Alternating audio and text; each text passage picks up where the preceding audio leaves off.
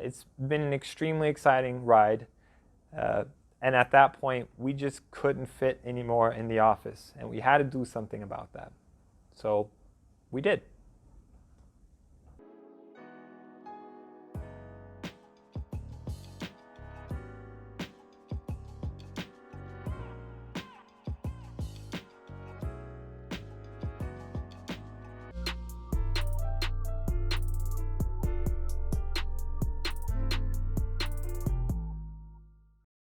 The new office is great. It's more of an exciting step as well for a company. One of the things that we're most excited about, and they've been used before the office was even officially open, were the meeting rooms. We've constantly using just random tables spread throughout the office building, annoying other tenants of this wonderful building. But now we have our own 2 offices, so we also feel a lot more professional when we're having meetings.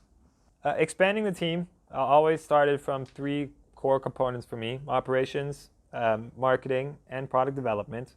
We want to develop great products that fit the market, and we need to have some team to help us figure out how to get them out of the door.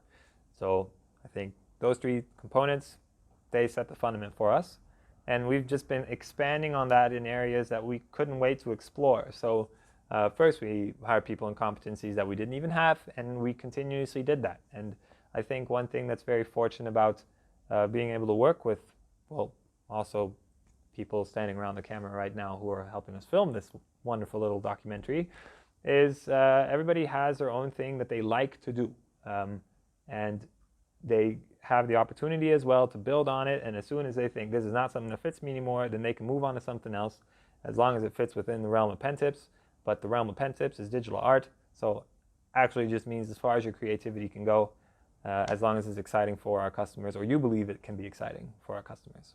So in November, we launched PenPad. We put our efforts into making sure that our Kickstarter campaign was just rock solid from the day that we wanted to go live. And our expectation was that we could do 10,000 euros in a month. At least that was our goal. That's what we wanted to do. So once it went live, we emailed our customers to let them know, PenPad is live, the shortcut panel for Procreate, it's coming. And instead of taking 30 days to reach the goal, it took 10 hours. And a day later, we already doubled the goal. And in 30 days, we had quadrupled the goal. It meant a lot because we could move away from just being PenTips to being more of a company that can provide products and solutions on all ranges, sizes, as well as the technologies incorporated into it for digital artists. I'm a big fan of being relatively optimistic. So I usually don't consider things that can be very hard. But of course, in building a company, things don't go that well all the time. I think the main obstacle was that we made a very expensive mistake. That was in March last year. We just thought we'd do something different, but that different was very expensive. And that difference was mainly in too drastically reducing the price of the product and offering dedicated track and trace. We thought this would be a good solution to one, trying to just have a better offer for customers, and 2, offer more security after they've made the purchase as well. This was not a smart move. And when you have a startup, you don't necessarily have the cash flow as well to be able to handle these things very well. When this stuff happens, you don't really anticipate it, but it's draining on your energy because you're constantly worried where things can break. We got through it, and the entire team that was with us then is still with us today, so they still have faith in the idea that we've been working on. And that's amazing, and that's predominantly what keeps me going too, just because I get to work with great people who love what they do as much as I love what I'm doing. I love technology, and I love art. And now we kind of merge them into one thing. So we're not working with traditional artists, however awesome that is as well, because there's some beautiful traditional art still being made. But digital art needs a whole new feeling and touch. And I think that's where we're specializing. So digital art doesn't need to feel like traditional art. Digital art needs to feel like digital art. And that might seem like it makes like a lot of sense, but trying to create that feeling and working with digital artists and trying to gauge what they like, what they don't like, and how they think the product line should expand to help them out personally, I find that extremely thrilling, and working with these like-minded individuals who are, in their own sense, very creative is inspiring as much as it is inspiring. My favorite questions are always about the future. Future PenTips